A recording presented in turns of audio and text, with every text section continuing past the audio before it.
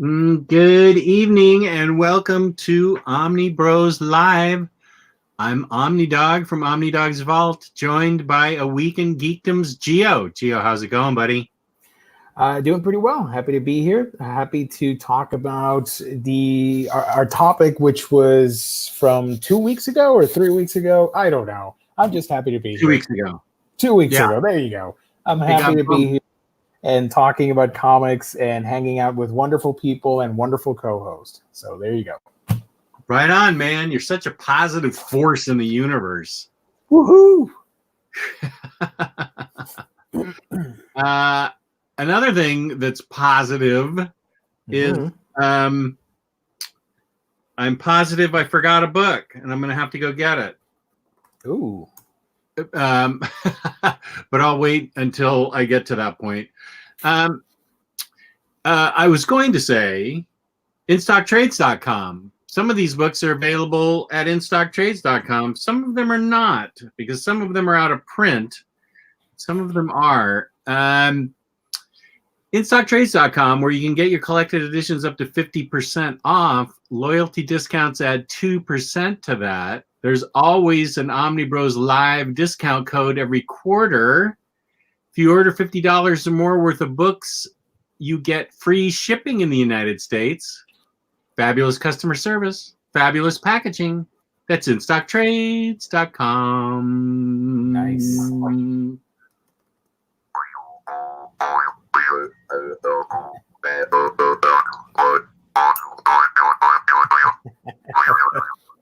Okay. Love it. Yes, everyone, please leave a like. We need likes. Something to do with the algorithm. The more liked, the more what? We get to the top of the page when people search or something? If we get more likes, it shows up on recommendations for people and stuff like that. So our awareness grows. Okay. Yeah. So tonight's topic is biographical and autobiographical comics. And here's Ryley guy. Ryley guy. Ryley guy. There's that Ryley guy. My wife is using the laptop, so I'm hoping that I'm audible. You're audible, but your camera's kind of freezy. Well, let's nothing see. I can do about that one. It's not that bad. Are you using your phone? This is my tablet. Okay. You stay perfectly still. Yeah, don't move. Right there. Perfect. You're a blur of beard right there. I feel like my camera is clearer. Yeah, it's a very clear picture. Geo's coming in clear tonight too. Usually with tablets, because there's not a lot of processing to worry about with a laptop or computer, so a tablet will do just fine too. I closed my other apps and stuff, so maybe that'll close my other tab. That seems to be helping, actually. Your movement? Yeah. Oh, okay. I'm not right. Yeah, my camera's not really doing as bad as it was before. No, you look much better. Okay, cool. I closed out all of my apps and X'd out of my other page. And yeah. The call-in portion of the show, Tyler, is whenever you want to call. So I've got the lines are open if you want to call Tyler Blunt. Or I didn't know we were live, guys. He could be our phone a friend if we get stuck. True. So tonight, 2 weeks ago, we were going to do this topic, autobiographical and biographical comics, but it got bumped because of viewer demand that we talk about the 15 new Marvel Omnis that got released that Omar had just talked about earlier in the day, I think. So everybody was pumped up to the gills and feathers were flying everywhere. Everybody wanted to talk about that. So we preempted the show and now we're going to talk about it. and I forgot like the most important book, and I have to go upstairs and get it. So I can't do it now because I'm going to start the show off. But at some point, I'm going to have to run up and come back down with it. Or you know what? Let me call my wife. Phone a friend. I'm going to phone a friend. There you go. But I have the most important book to talk about, Jess. Oh, yeah. Oh, let's talk about that. Can you do me a favor? I'm on the air right now. Can you go upstairs and get Mouse down from the top shelf? Can you reach it? Do you know where it is? I did put it back in the shelf. It's on the top shelf in the corner.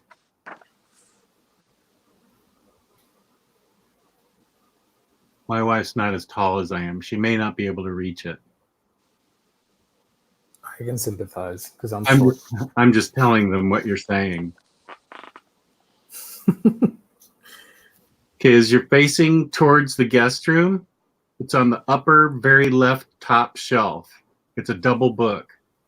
It says Mouse. I could have probably... Oh! Can you bring it to me?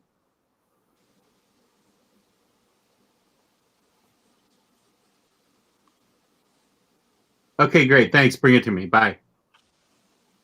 Yeah, I probably could have run upstairs and got it by this time. Anyway, we can talk about autobiographical comics, American ones. American ones? Unless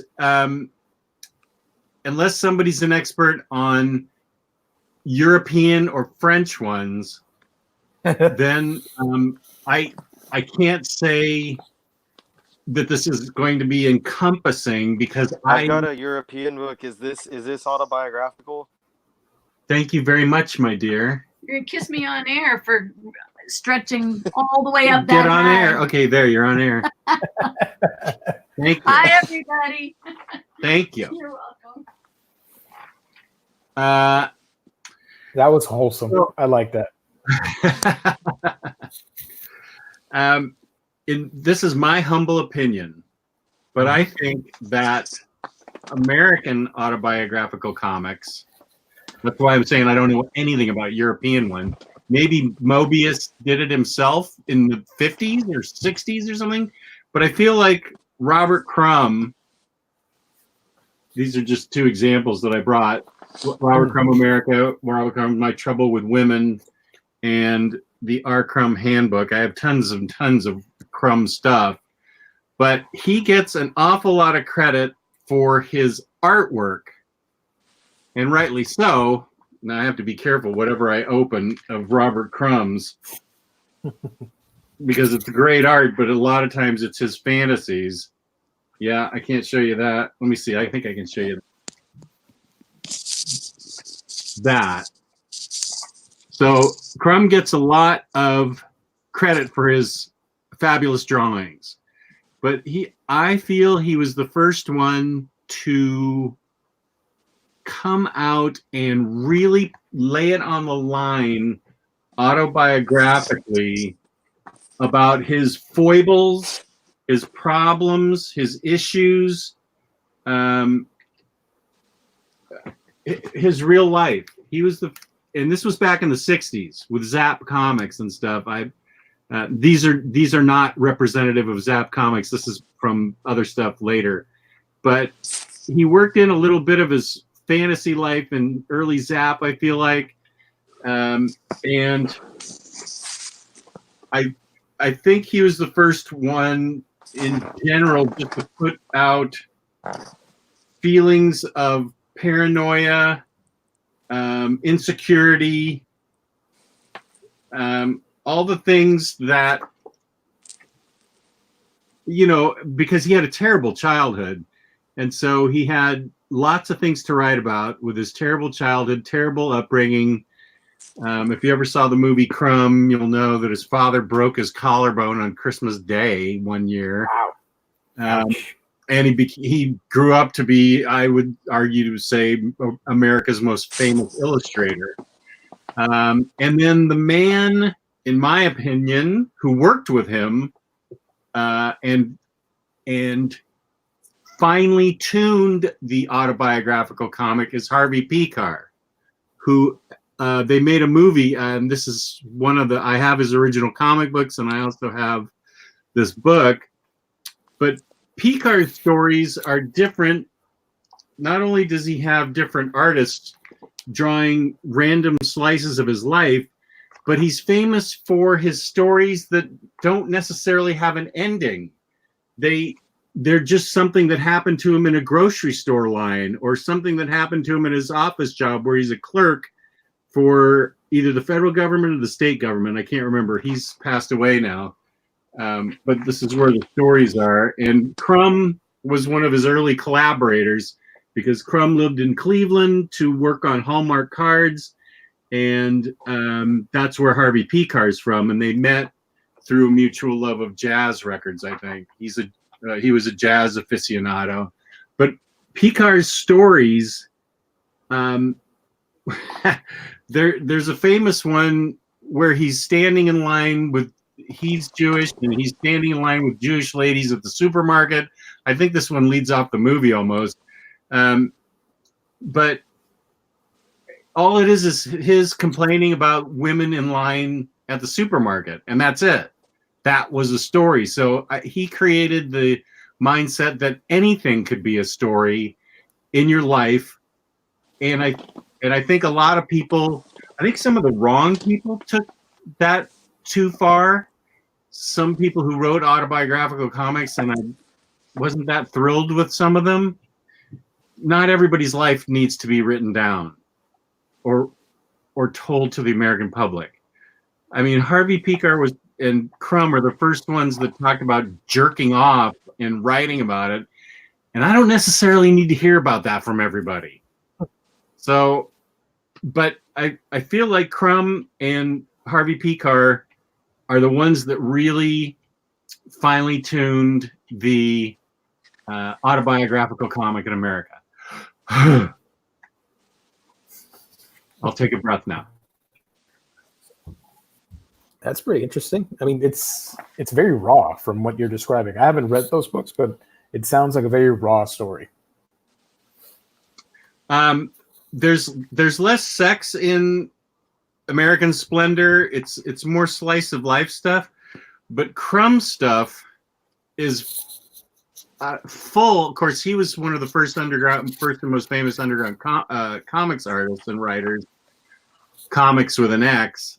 Back in the 60s, he sold Zap Comics. I believe it was Zap Comics that he sold out of a baby stroller with his first wife at Haight and Ashbury, at the corner of Haight-Ashbury in San Francisco.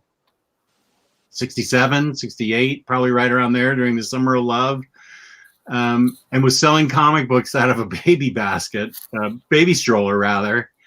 And underground comics were, of course, the exact opposite of what Superman and Spider-Man were at the time. They were full of sex and violence and raw stuff. And Pekar is not afraid to write down his most virulent desires and fantasies, just boom, right out there, and illustrating them. And we already have Rebellion in the chat. You're the one that's supposed to give those near mint condition. He's got the rights. Omnibros lies. I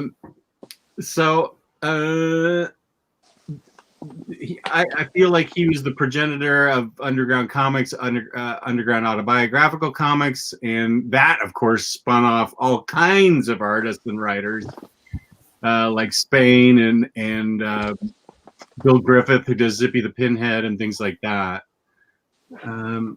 So as you can tell by my sort of wound up excitement, this is sort of my favorite thing, is reading about people's lives in comic book form.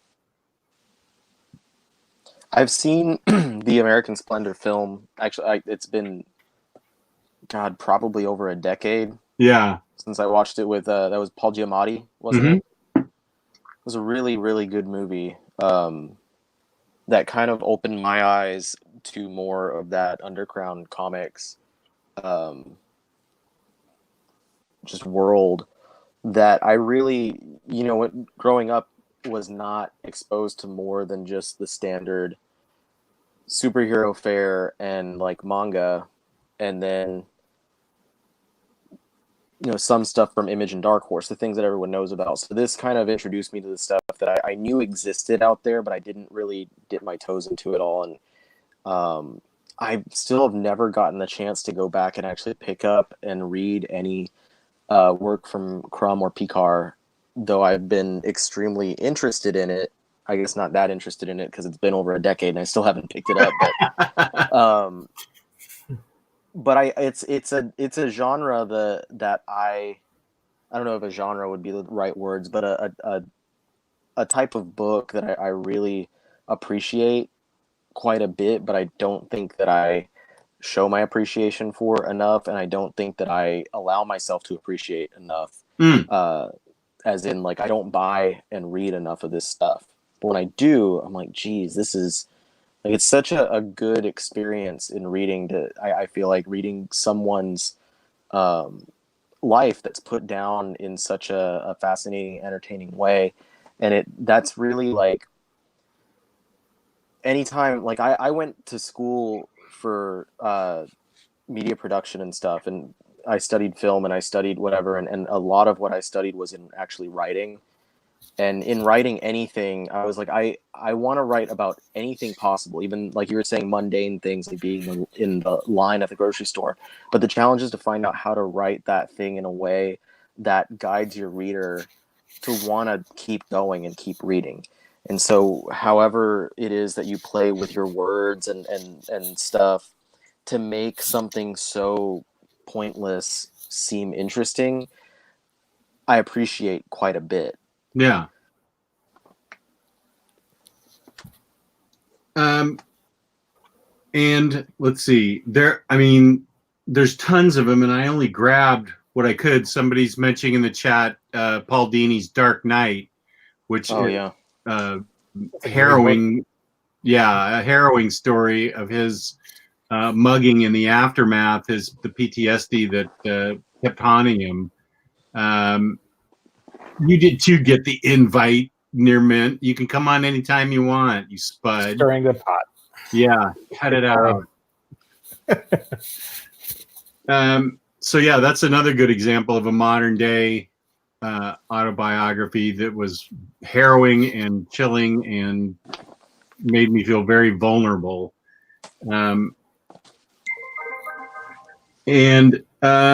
Let's see. So I covered R. Crumb. Probably not enough, but I mean, anything Crumb does, I like to have. I wish I had even more of it.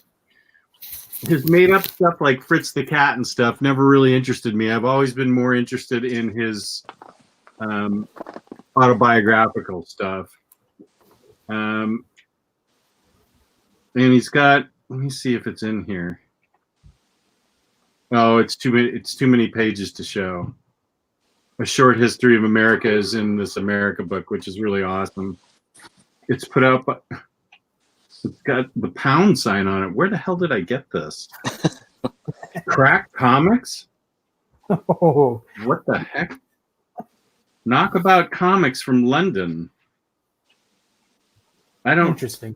I don't even remember how I got this, but it must have been in some store or some around here or something. But so, okay, I've talked about them, and you can jump to modern times.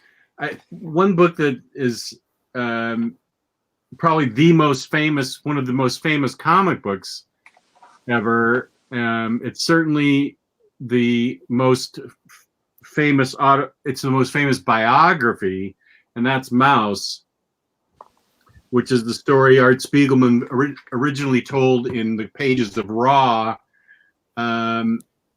magazine that he put out with his wife, and this won the Pulitzer Prize back in the 90s, which was a huge coup for comics and the modern graphic novel. I think this really made graphic novels, in my opinion, much more acceptable in society as a true art form, that this won the Pulitzer Prize. And it tells the story of his father's. He has a troubled relationship with his father, who is Jewish, and both his mother and father were Jewish and were carted off to concentration camps during the Holocaust. And he has great difficulty understanding his father, understanding his father's ways. They don't relate well to each other at all. And so he tries to find common ground by getting his father to talk about what his experiences were like in the war. And it is interesting, fascinating, and heartbreaking. His mother killed herself, and his father burned all her memories. Wow. So he could have gotten even more information. But his father is, for some reason, this stuck with me.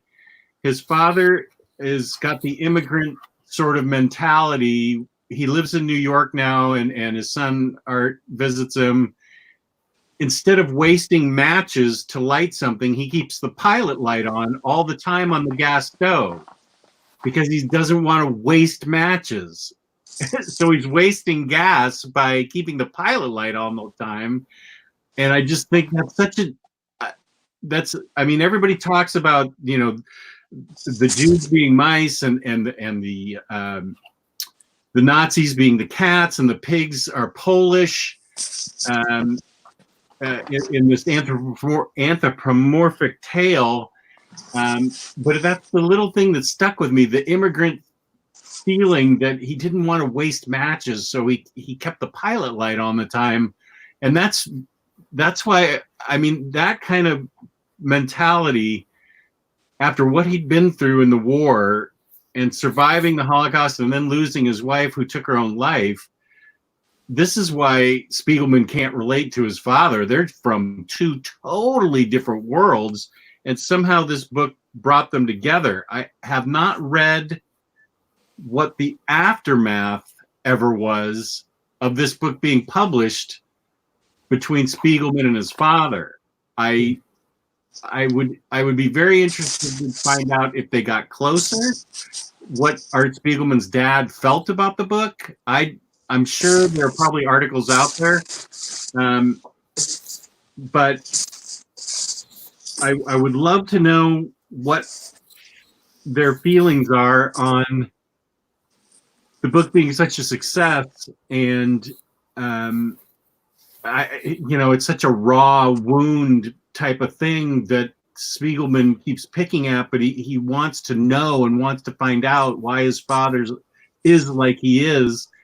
And he wants to also get the story out of what things were like. So that was the early 90s. Maybe it started in Raw in the late 80s. I'm not 100% sure on Raw. I do have some Raw books that have some installments in it. And I can't remember if they were like 89 or 92 or somewhere in there, maybe, I think. Yeah. I have to admit, I have to admit, I own that book, but I've never read it. So I am ashamed of that. Well, it's not something you can read and expect lemonade and chocolate cookies, because it's brutal. It's brutal. It's got moments of humaneness in it, but it is, I mean, the story of the Holocaust and how it broke people, the people that lived, how it broke them. Yeah. So it's not an easy book to read, but it pulls you in and draws you in, and it's very compelling. So I don't know. I imagine this hardcover is still available. these 2 hardcover books. They're small, they're not oversized, but I don't know that his work necessarily needs to be oversized. It's very small panels, and I think it works just fine in these small books. I have a different copy. They're Let me tiny, get it. tiny panels. Okay.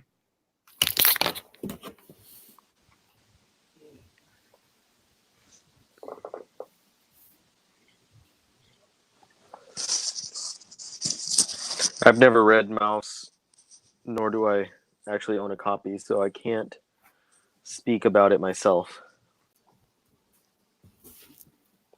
So I apologize. That's fine. You got a lot of life ahead of you to read a lot of comic books. Knock on wood. Yeah. If you're careful with your driving. Yeah. What version do you have, Gio?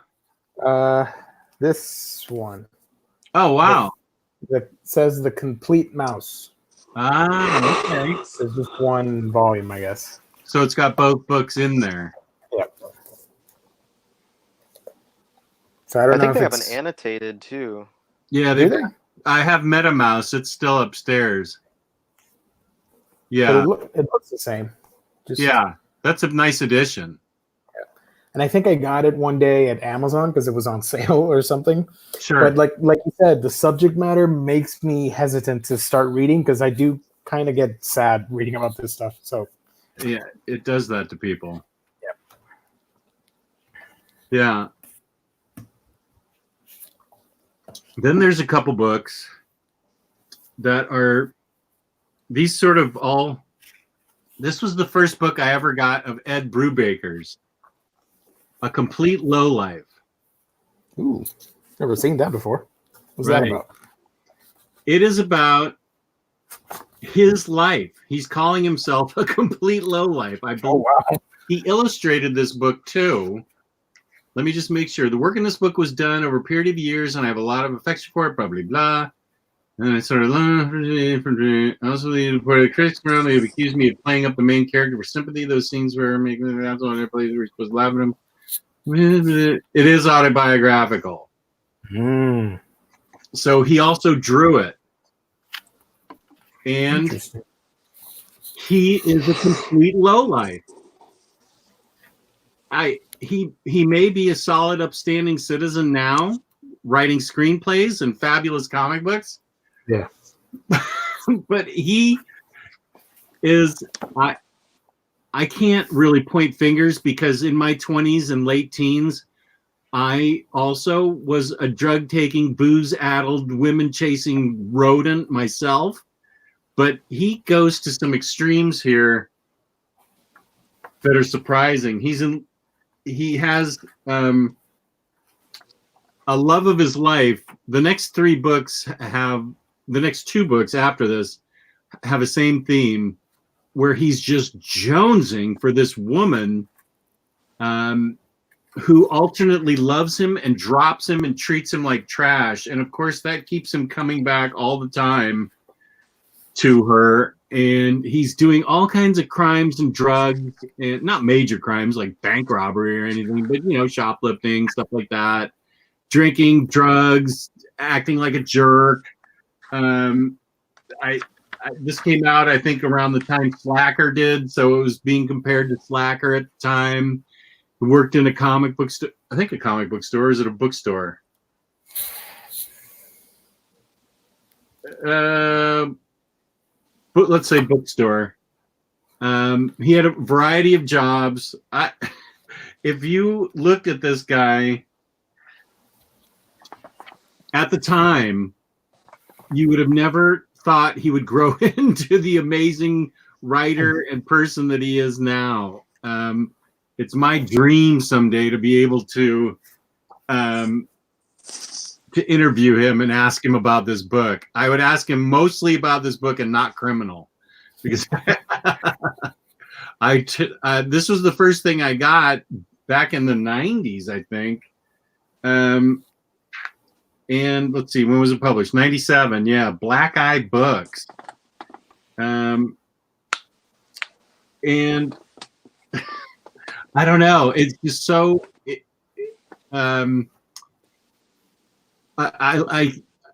It's hard to understand. It's easy for me to relate to because I was similar to this low life guy, and it's just amazing that he actually grew up. Actually, that I grew up. Maybe I'm trying to say to be a productive citizen after being such a jerk in my 20s. But I would love to talk to Ed Brubaker sometime about that book. I'd like to read a book about your upbringing. That'd be fun. Autobiographical comic of the Omnidog. Yeah, Taylor Brown is visiting me in May. Oh boy. And he says he's going to steal this book from me because apparently it's hard to find.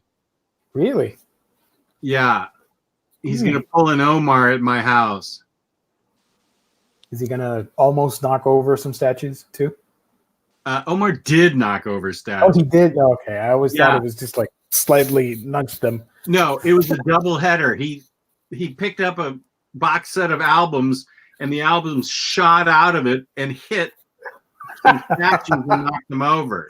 I didn't know that. 2 collectibles at a time. Oh, yeah. No, he succeeded. Wow, that's awesome. I wish I could have seen that. That was about the time I said, okay, it's over. Go upstairs and go to bed now. I did say that. Okay, that's it. We're done here. It was Saturday night, and I pushed him out the door Sunday morning. Oh, wow. I can just imagine him doing the Fred Flintstone thing at the end of the opening. He's knocking on the door, calling for Wilma. Let's see. Another a book that reminds me of A Complete Low Life. Now, this one hits very close home because I'm alcoholic, and this book is called The Alcoholic by Jonathan Ames, with great illustration by Dean Haspiel. As far as I can tell, this is an autobiographical book. I don't know that Jonathan Ames comes out and says it, but the character drawn right, wait, where this thing's mirrored right here, looks exactly like him, and he tells stories of his life. This one girl, whoops, I can't show that. This way, nope, can't show that. Nope, can't show that. I mean, I think we can because we're not labeled for kids. Just saying. I don't need Emily's mom calling me up in the middle of the night complaining. But the art's great, but it's all about his problems with alcohol and his relationship with this woman and how she's in and out of his life and how he constantly pines for her. 3 girlfriends later, he's still waiting for her. And at one point, he even does heroin in this book. He's very close to his aunt, who's his only living relative because he loses both his parents that he loves, loses them at a young age, and his aunt brings him up and takes care of him. And because she doesn't have kids of her own, he goes through therapy, and he goes. He's a writer, and it's an amazing book. And of course, it's just really raw for me because I have some of the same experiences. I'm sure the only reason I didn't do heroin when I was younger was just because I couldn't find it. Had I found it, I probably would have done it. Fortunately, I am a little bit smarter now, and I wouldn't do it now, but he does do it in the book. And let me see if I can find the drawing because it to me, it sounds exactly like what heroin users must feel like.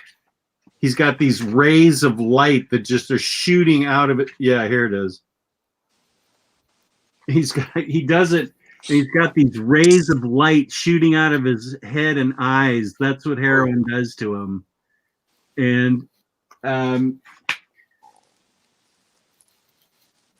to me, that's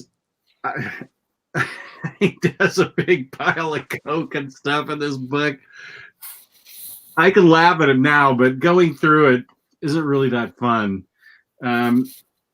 speaking as an addict and alcoholic, but now that I'm on the other side of it, I get a charge out of reading about other people's experiences and knowing that they're like me.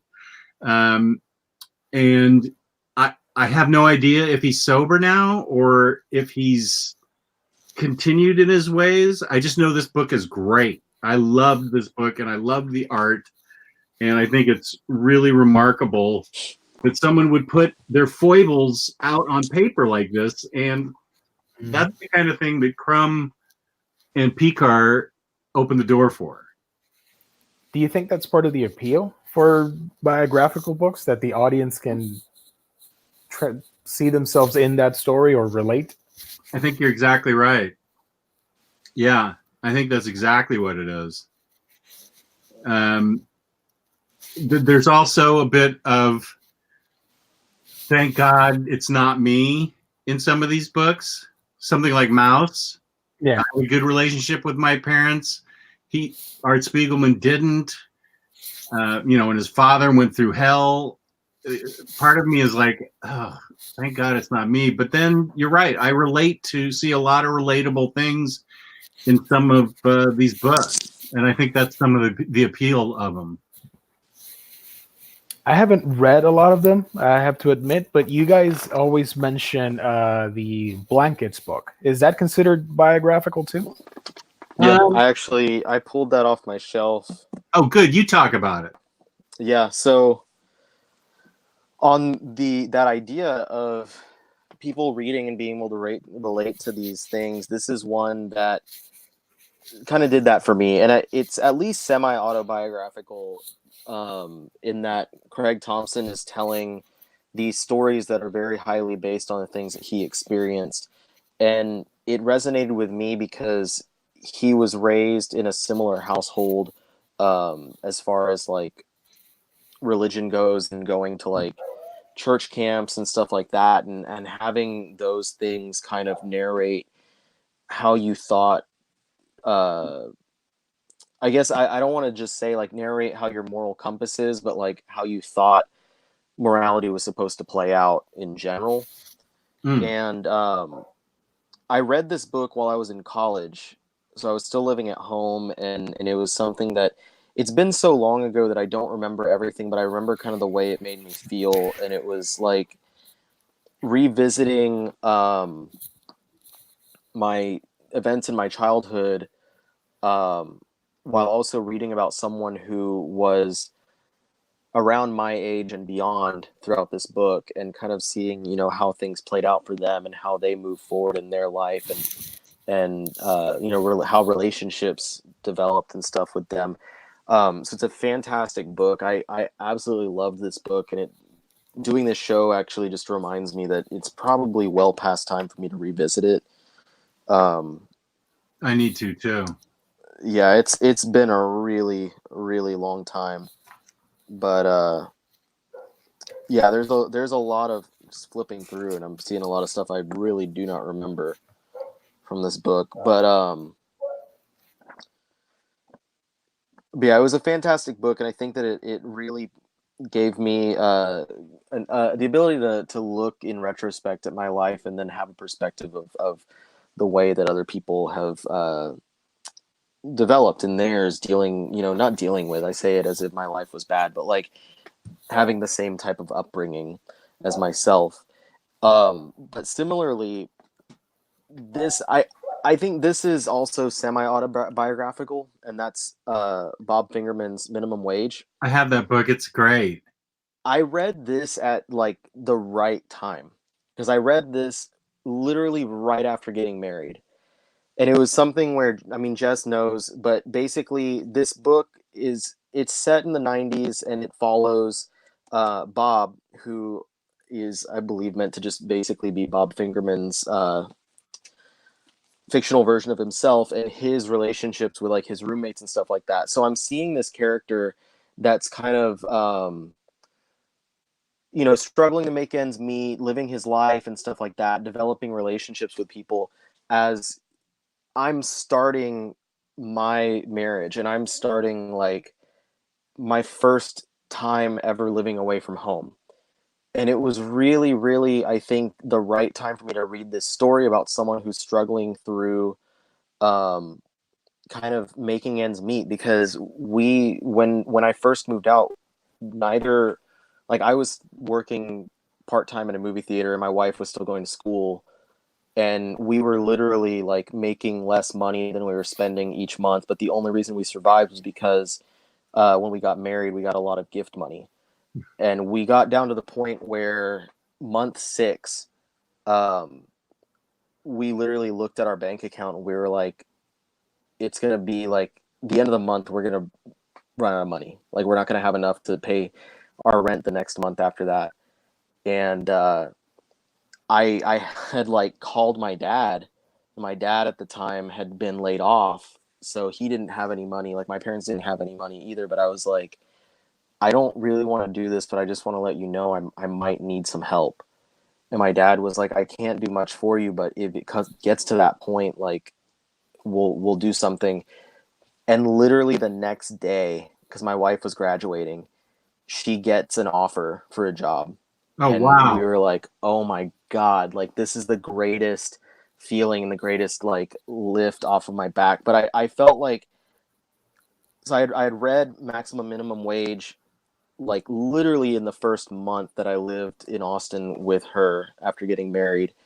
And it was just like all these things where I was seeing this guy kind of going through those similar feelings, not exactly that, but like, and having a young relationship and getting, into these things and fighting and all this stuff. And I was like, kind of looking at it as, I don't want to be that, kind of like, because there's some pretty dark things that happen. I'm like, I just don't want to be that. But it was so wonderfully told and just greatly illustrated. And this is one where I can't show a ton, just like a bunch of Jess's stuff, because there's a lot of boobies and stuff. But I had so much fun with this because, as well, you get to see a lot about, like, it's a very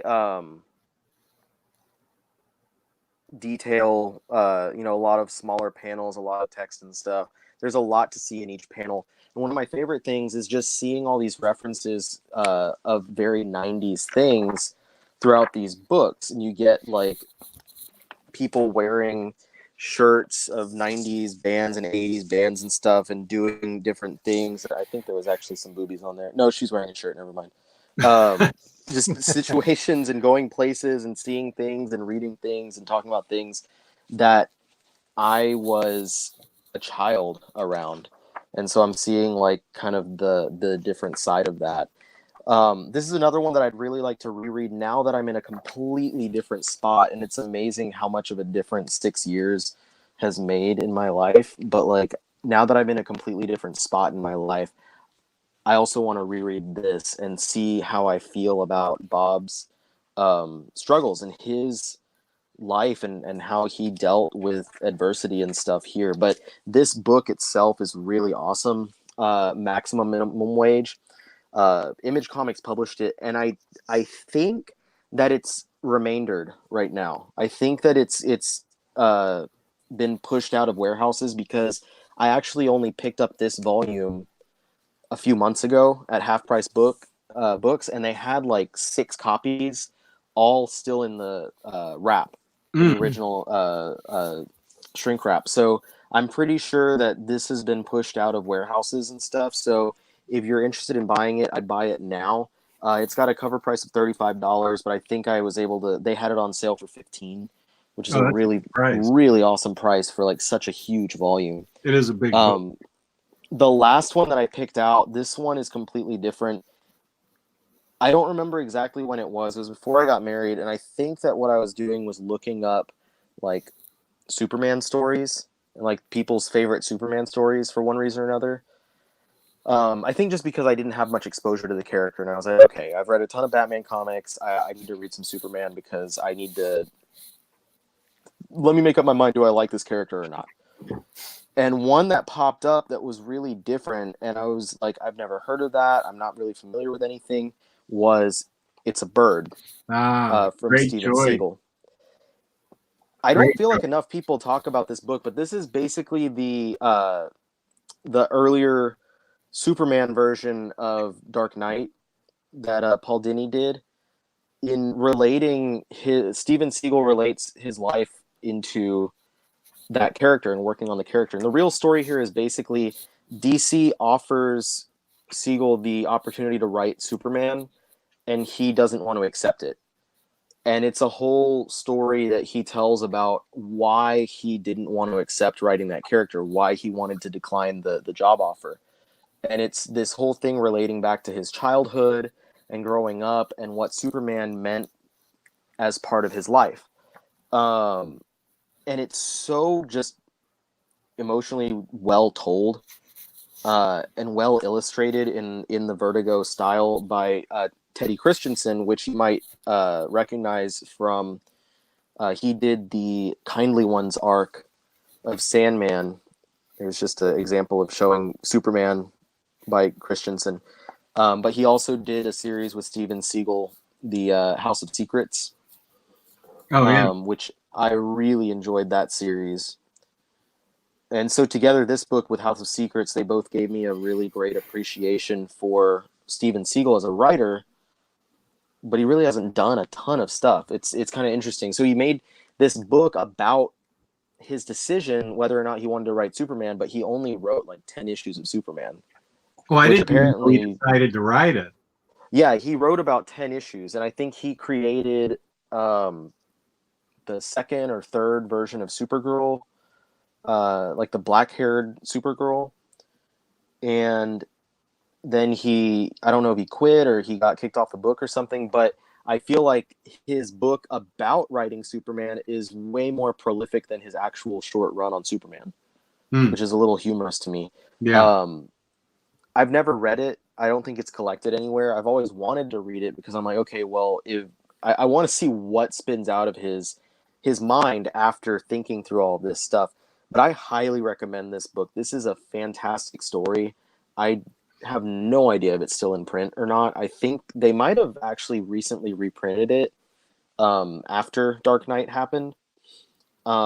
It's just so well done, and it made me, like I said, it made me want to read more by Steven Seagle, but he hasn't done a ton of stuff. He is one of the group called Man of Action, though, who consists of him, Joe Kelly, Joe Casey, and Duncan Rouleau, and they created Ben 10, that cartoon series. So that is something that Steven Seagle's been up to. And he also wrote a chunk of X-Men books around the same time that Joe Kelly was writing the X-Men. So there's some stuff out there to read of his, but definitely I highly recommend that book. And if you enjoy it, pick up, if you can get it, I don't know if it's still available, House of Secrets that he did for Vertigo as well. It was a really great series. But those are my only picks. I don't think I have much more as far as biographical or autobiographical comics. The book that you mentioned is, I can't find it, but there's a new, like your edition, but there's a new printing on that other website. Not going to mention the website. You know where it is. You're smart. Omar's website? No. The other one. The one with bad packaging? Yeah. That I've never had a problem from. There you go. Well, I have three more books I can that. talk about. I mean, I could talk about these things till midnight because I have so many of them. These are just the ones that I thought to pull. I know I've missed some, like American-Born Chinese. I'm looking at it right now. Alison Bechdel's Funhouse, The Quitter by Harvey Pekar and Dean Haspiel. About 5 other things by Harvey Pekar. So, I mean, there's tons of stuff that I can talk about. And one book in particular that won a lot of awards was Persepolis, and they made a really good movie out of this, using this woman's art style, animated. Yep, that movie's gorgeous.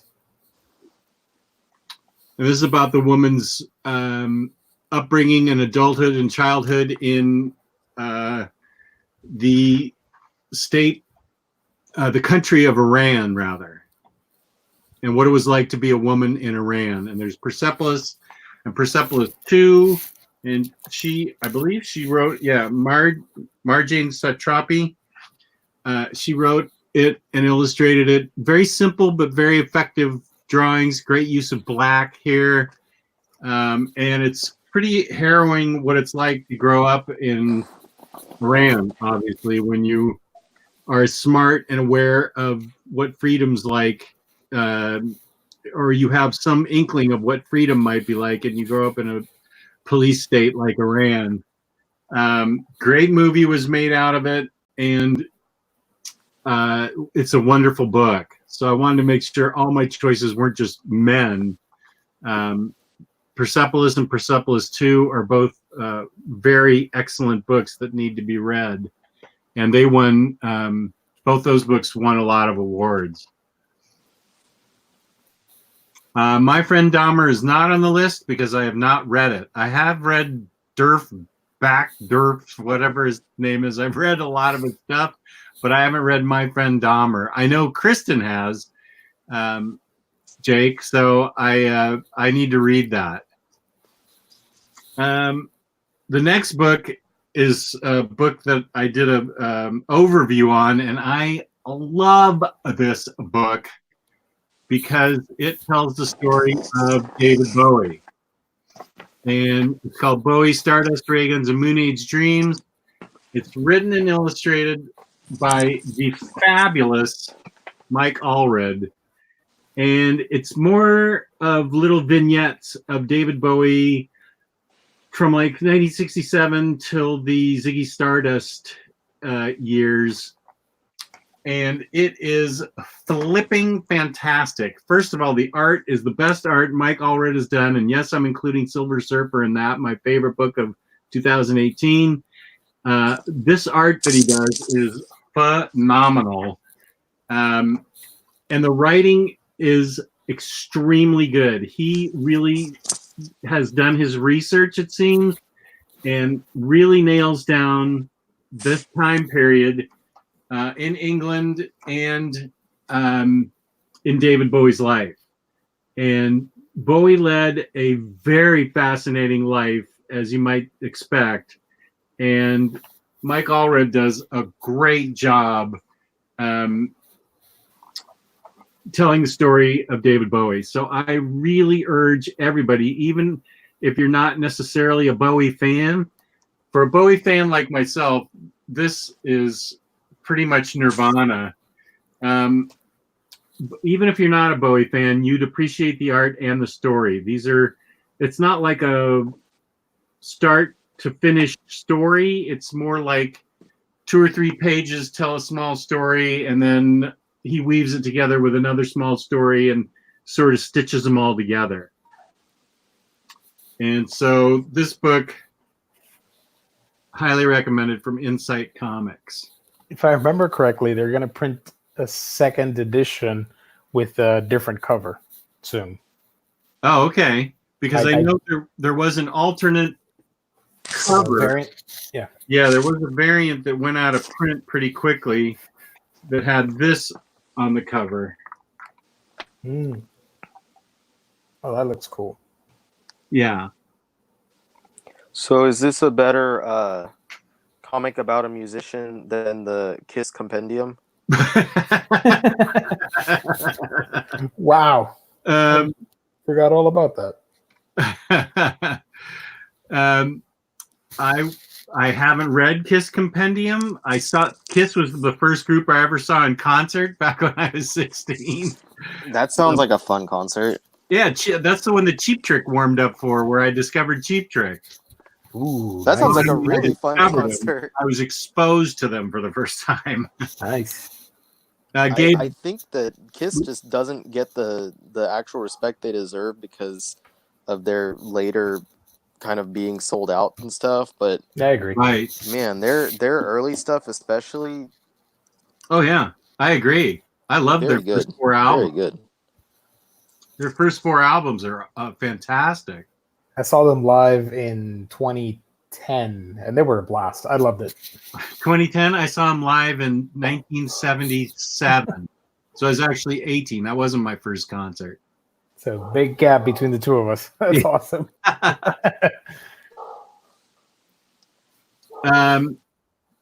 Gabe, we did talk about blankets. Ryley talked about blankets, and I'll talk about a book that Gabe also likes, and that's The Fifth Beatle.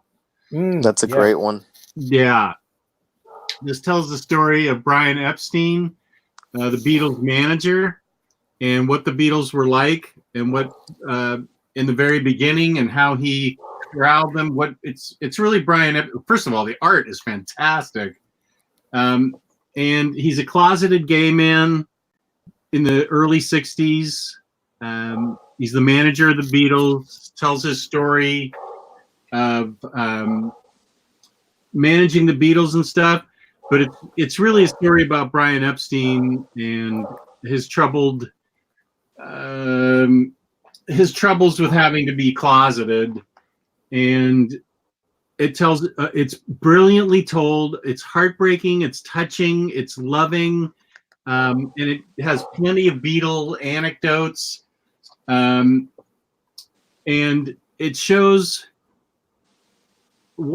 when Brian Epstein died, that's really when the Beatles started their infighting. And what's his name? Alan, I can't think of his name, who took him over. Alan Klein, I think. Took him over at that point and just ruined them, and that's when they kept getting closer and closer to breaking up. But they eventually just grew out of being a group. But this just has some wonderful art in it, and is brilliantly told. It's oversized. I think you can get it as a hardcover. I have the soft cover, but I can't say enough about this book. It's just got great art and it tells the story of the Beatles through Brian's eyes, and then the kind of semi-tragic story of Brian Epstein living a difficult life as a closeted gay man in London, or in England rather, in the 60s, and how tough that must have been growing up back then. So that's The Fifth Beatle. I highly recommend the Brian Epstein story. Who drew this?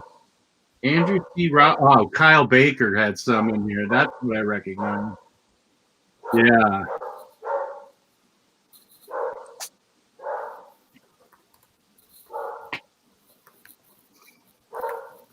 I didn't say he killed himself. Did I say he killed himself? I don't recall you saying that. I just said he died. Yeah. I never said he killed himself. Josh M. If I did, that was a complete mistake. No, he died, but I didn't say he killed himself. Or as they say in Britain, topped himself. I didn't say that. If I did, I made a mistake. It's not right.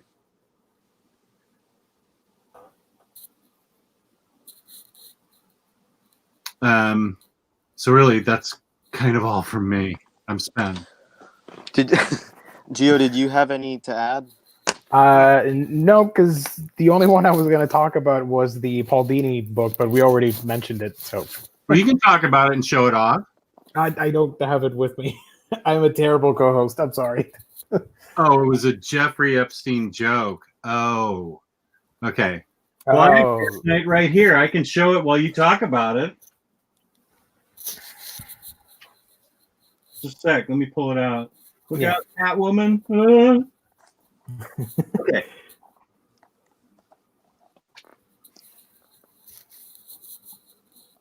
The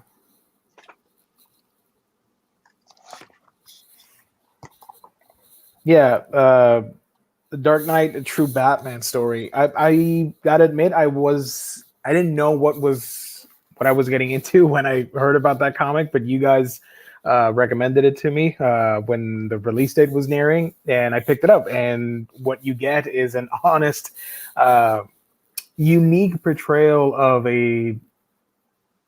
somebody that survived a tragic event, and how through his medium, in this case animation and comics and all that stuff, he can surpass that tragedy and try to pick himself up after his life basically crumbles to a really depressing state where it involved self-harm and depression and all that stuff. So I found it really motivating and really a good usage of and sort of like using comics as a wonderful tool to reestablish yourself, and using wonderful characters that he helped write in the case of the Batman animated show and all that stuff, to use that as the catalyst or the fuel or the spark in that fuel that helps you overcome things. And Paul Dini's such a great character, such a great inspirational character for a lot of people, and all the stuff that he went through, and to bear your soul in that comic and write about such tragedy, basically surviving this mugging and being nearly killed by this event, is truly powerful. It was my first experience reading a autobiographical comic or of something that happened to a creator, and it's all perfectly illustrated by Rizzo's artwork. I thought that was one of the finest arts I've seen in a comic in a long while. Mm-hmm. And yeah, the colors and all that stuff, it brings you, it takes you back to the 90s, and it gives you sort of like a raw look at that era and working at the Warner Brother offices and all that stuff. That part with the Emmy, that was brutal. And it shocked me because, I've never experienced anything like that. And to see something like that, I've always been a huge Paul Dini fan because I love animation. That's my favorite genre of TV and movie. So I'm a big fan of his. And to read that was really, really dark. And at the end kind of motivated me to keep working towards something. So I found it really uplifting as well. Nice. Well said. See, you were just waiting for your turn. Also, I picked out a book, and then I was reading it earlier, and then I realized that's not a biographical book. So, yeah. Oh, was it a good book? It was something that Jess wanted me to get, and I did get. It was Too Cool to Be Forgotten. Oh, yeah, that's a great book. And I thought, is this biographical? Because it sounds very biographical, but no, it's a slice of life story. But it's told in a very biographical manner, But, that doesn't involve the topic at hand. I love that book. Some of these books can be found at our sponsor, InStockTrades.com, where you can get your collected editions up to 50% off. Loyalty discounts add another 2% to that. There's always an Omnibroslive discount code every quarter. And if you order $50 or more worth of books in the United States, you get free shipping. Fabulous customer service, fabulous packaging. That's InStockTrades.com. Nice. If I could recommend a recent release that has nothing to do with any of this. This is the book that I flashed earlier. I've been let's talk about that before we go. Let's talk about this book because everybody needs to get it, including. So I've been sending pictures from the book to our OmniBros chat, and the guys have been really enjoying what I've been showing, so much that both Omar and Jess were like, I need to order this now. This is the Perry Bible Fellowship Almanac. It's a hardcover collection of a web comic strip that was published. This is the 10th anniversary edition, so I didn't even realize that PBF was that old, but Nicholas Gurwitch is the author credited here. You might recognize some of these if you've been around the internet. Some of these strips as they originated on the internet, and that's where I saw a lot of these. I'd never seen that. I got to be honest with you. This is the first time I'm looking at that stuff. Yeah, same with me. So it's good. It's very humorous. Sometimes nice, darker humor. Sometimes a little inappropriate.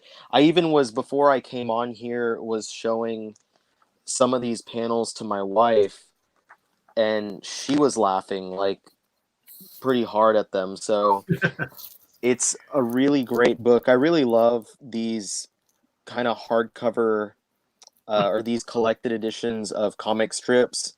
Something like this, or like the Nancy book, or I have also the God, what's it called? Strange Planet, the one with the little aliens that are in like mundane situations, but they act like it's weird.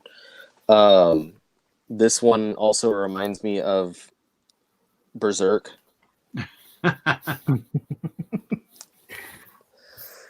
So it's a fantastic book. It's really well put together by Dark Horse, and it's got a cover price of $25. I think it's under 15 on in stock trades. I claim that this is Jess. It totally is me. No, there's no discount code. We're not announcing a discount code. No, but you're doing yourself a favor if you gift a copy of this book to yourself. Oh yeah, I can't wait to get that book. It's hilarious. It's well put together. There's just tons of great strips. It's about 250 pages of material. It's a quick look through, but this is the type of thing that I could just read over and over and over again and get chuckles out of, and I highly recommend it. This is one that I showed my wife, and she laughed pretty hard at. It is funny. So yeah, I absolutely love it. I highly recommend it. Pick it up. Nice standard sized hardcover volume from Dark Horse. Really nice looking stuff. Get it. Nice. Get it with your next order. I'm gonna. It's $14 at IST. That's super cheap. That's all. Yeah, it's affordable. It's nice. It's hilarious. There is a little bit of nudity in there as well. I just thought I'd point that out because I don't want someone to pick it up and then be like, I was showing my kids this and there was a boob. I trusted you. Yeah. This is the other one I was talking about, the Strange Planet with the little aliens. Oh, So that one appears online too. This was also on IST, which I think was even cheaper than that one. But it took me a while to get a copy. I think they didn't get them in or something, so it took a couple weeks after I ordered it. But I love books like that. I used to, when I was in high school, read a ton of webcomics. And so I appreciate seeing those published in nice editions like that. But that's all I got. I wanted to kind of advertise that to people and start a miniature hype bus for it. oh, it's on Hoopla too. It's on what? Ooh. Hoopla. Oh, well, go check it out on Hoopla before you spend some hard-earned cash on it. Laugh at a couple strips. Or just go, I think you can just look up Perry Bible Fellowship, and it's online. So you can probably read those strips online for free, too. I want to get that book. I love that book. Jess loves this book, and he hasn't even had it yet. I know. Just the things you've been sending us. You sent us so much. I wanted you to stop because I felt like you were sending us the whole book. I probably sent like maybe 15 pages or something. That's it. That's all I got. This is unrelated to the topic or comics, but I want to answer to Tasty Mullen, and this goes way back to the start of this show. Gio watched 3 of the movies you mentioned last week. He watched Millennium Actress, Paprika, and Perfect Blue, and he gave them excellent scores, and that's awesome. So, Paprika and Perfect Blue, I need to see those still. He gave Millennium Actress a 9 out of 10, Paprika an 8 out of 10, and Perfect Blue 12 out of 10. 12 out of 10? Wow. Yeah. Millennium Actress. I still haven't watched it. You guys think I have no soul because I don't like the Pixar movies, but I legitimately cried and felt terrible after watching Millennium Actress because it hit me in the feels like really freaking hard. I love that movie so much. Nice. Which one? Millennium Actress. Millennium Actress. Okay. Yeah, that's about, to quickly summarize it because I know we got to go. That's about this old retired actress that this documentary crew is preparing to do a documentary on her life. and you start learning about her past and what she has been trying to do all her life of this mission, trying to find this person she met when she was young, and she has no recollection of his face or who exactly he was. So she's been throughout her life on this wild ride as an actress, seeing all these wonderful things, but still trying to remember and locate this person from when she was young. So it goes off into different areas, and it's a pretty powerful film. I love it. Wow. Okay. Yeah, you can find it on Prime. They have it. Okay. I think you said I could find all 3 of those on Prime. Okay. I've seen Paprika. It's been years since I've seen it, and I haven't seen Perfect Blue, but I got a copy of it over the holidays because Right Stuff had it on sale. And these are all Satoshi Kon films, yeah? Yep.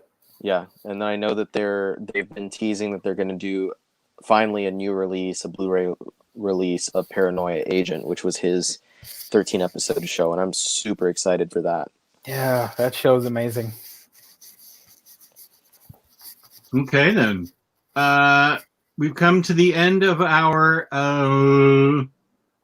biographical episode. Thank you to the chat, and thank you to our viewers. Please hit the like button. Please subscribe.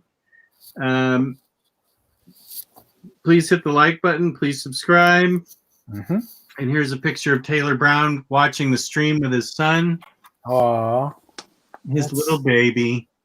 See, this has been a very wholesome episode. That's awesome. So thank you to the chat. Thank you to our viewers. Please hit the like button. Thank you to InStockTrades.com for being our sponsor. And Gio, where can they find you? You can find me on my channel, A Week in Geekdom, on the road to 2,000 subscribers. If you can, check out the channel. I appreciate it. Talking about anime, comics, manga, all that fun stuff. How about you, Rye Guy? My channel is still taken by the Russians, so oh brother, you can't find me there. I'm very much on the cusp of just creating a new one and deciding to start from scratch, but I don't know. I'm still debating it. But you can find me here, and you can find me on Facebook groups, the Omnibus Collectors Comic Swap and Community, or also on the Otaku's Farm. And you can find me on the Instagram as well at RYLEYMO. I know, or M0. You can't really see anything, but I've been posting a bunch of what I've been reading lately, including the book that I just talked about today, the Perry Bible Fellowship. So if you want to see what I'm reading at any given time, that's a good place to see.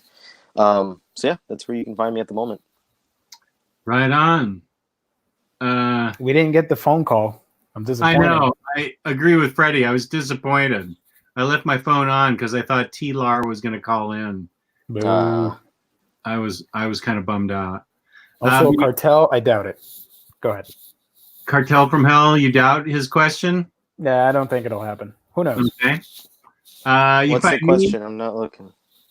Do you guys think we'll ever get hardcover collected editions of Slam Dunk or DBZ? Is that Dragon Ball Z? It's been so long. They should have done it by now. They haven't. I don't think it's going to happen anytime soon. I think it would be more likely that we got a Dragon Ball Z set if there was going to be anything. Yeah. It would be nice for any new edition of Slam Dunk, period. Yep. I love Slam Dunk. It's right behind me. I love that series. I love that. That's awesome. Just gently touching it. It's a very zen moment. You just forgot about everything that was going on. You just like, I love Slam Dunk. It's like I love the love. And you can find me, Omnidog, on Omnidog's Vault on YouTube and on Omnidogs_Vault on Instagram. And the next time you'll see us is Sunday at noon Eastern Time for the news and coffee hour with the Omnibroslive. Yeah. So, peace and love. Peace and love. Bye. Bye. Bye. Bye. Bye. Bye. Bye. Bye.